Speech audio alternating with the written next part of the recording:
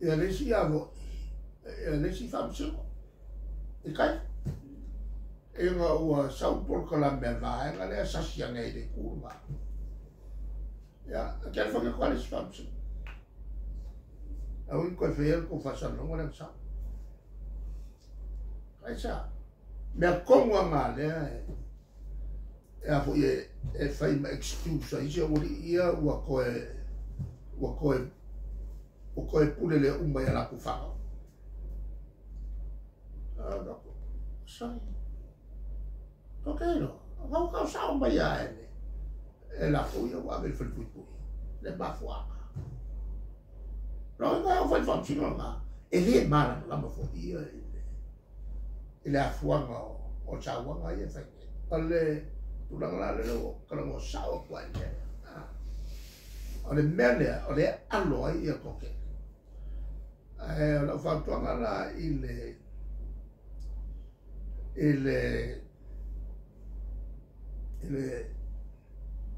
komiki le olo fa ngai ma ai ma fufu fai se la por calame fa sala la o lunga li uma olo iai se winga fa pe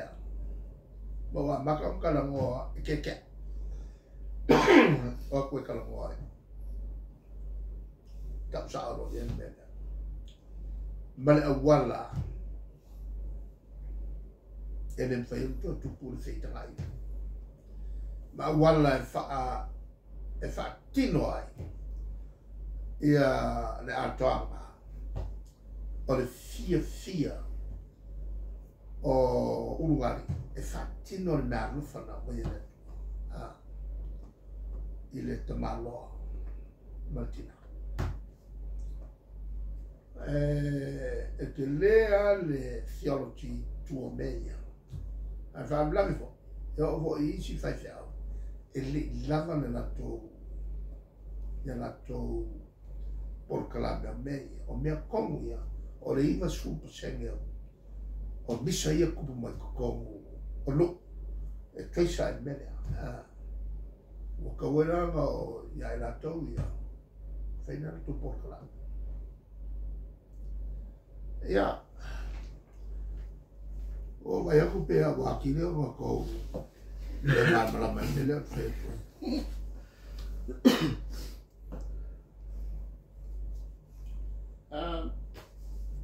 tau pule le eu e to finga fo fa runga tanga ruenga malo ia man tio fo le nei ta u sa lunga na lo ma le ale de fo tecnico se ai ma fa marchela se na isi te iudo tanga ruenga ia o isi fa ma vai le to fa no watu to a parai mo ia no pe fa fela naturanga pe talia naturanga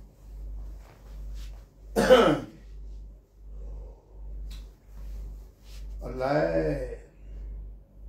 si le fia le fia me il teimi sa matto il cabinet finga fa vai lungo a mio le mala mi to ma qui calia mi finga fa vai e fanno mo ye ni me leanga ma le congo a fai no fa ma vai se fa un lungo mtanga ruema ini me pi o sa fai e le kau ko kalia congo o malo ala mau fai la malo ma inisi na fa ma vai fa malo sia on o a mio pi o sa fai e le ma fai nga kangu la lo meanga pre kai me kofi ai pe la ko sa mo lu e la o te vai a le o interview ia le sile sa te function lo fa po nga ia le kan ko sa la le fa la fai la o me le anga sa fai e me se de ka ko mai ka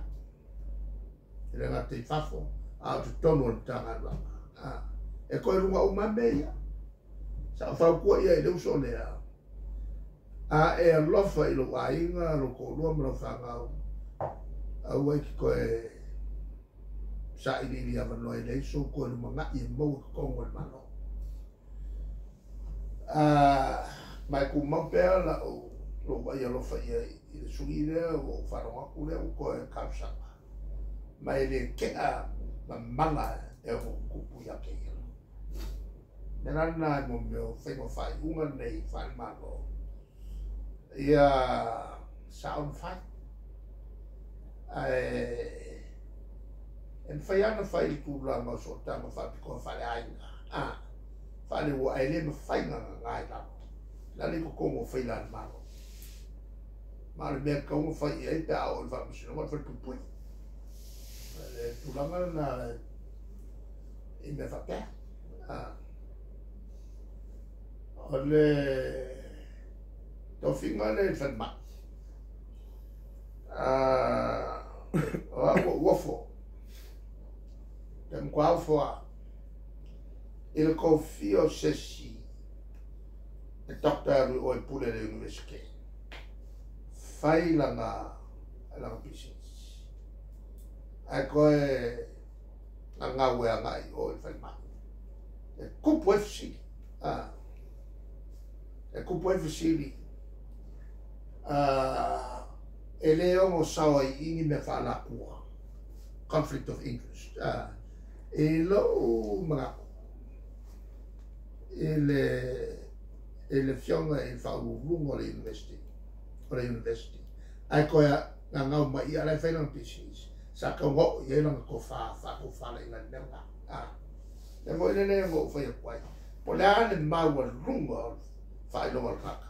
and it's common sense e o ki uma mena ki fai o la o lo pone nga ngai fai mai ngai ai ia fo mai o leva ko la ko o ver po le ko ka pena ai o ke mo kwa ofo se fai ko e fai so ko miki ko fai o ka pena ai ko se mai le a vo po le o le mo ske ko mai ko a di pa la ko la ma fai mai o ka ron ka pu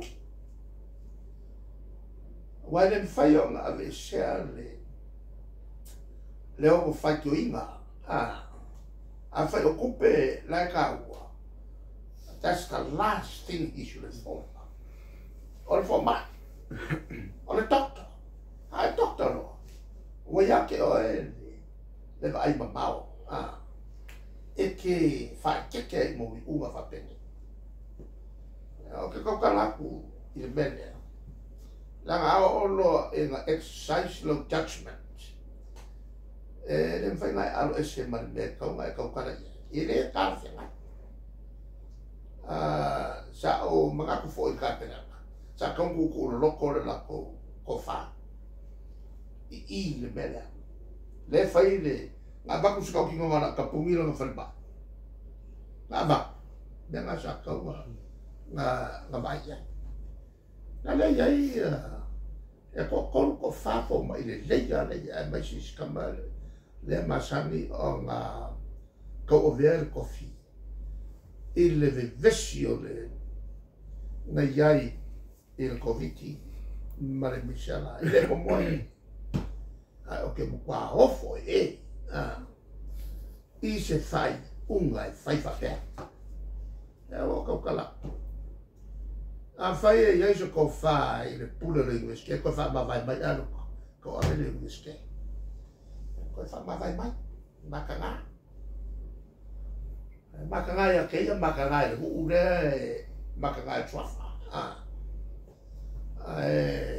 le ko fu ma a ko si mai ya ka fa ku a pi au e ke ka sama fai o era fu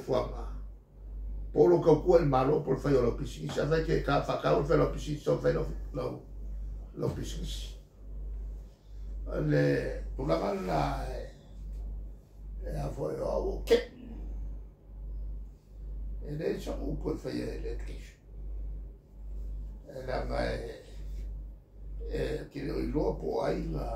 a casa a o le ua kofia o le kaka fo'i maualuga i le tulaga tau education a o ke le loa po anisi ia la sa upu ia ai aualaga e maualuga kele le tulaga le agava'a fo'i o le li'i lea sa i le pulaga fo'i o le St. Joseph sai o i le Cultural University lau lava ai mo lo'u le lo ngisi mai ai ke lea le agava'a le kofiga le education lea ua faina o ke e lua mea o ia le mea lea o ke vai ai ia e le university o ke le lopo lana me ngare koe mga o i o lae ke le kaukua i o il fare le o le lafo i kulanga wa le kaukua i ngona kua ko o ke le lola po kupe po ame ia after ia ale sika ka e mo kupe ya o la o karia kulanga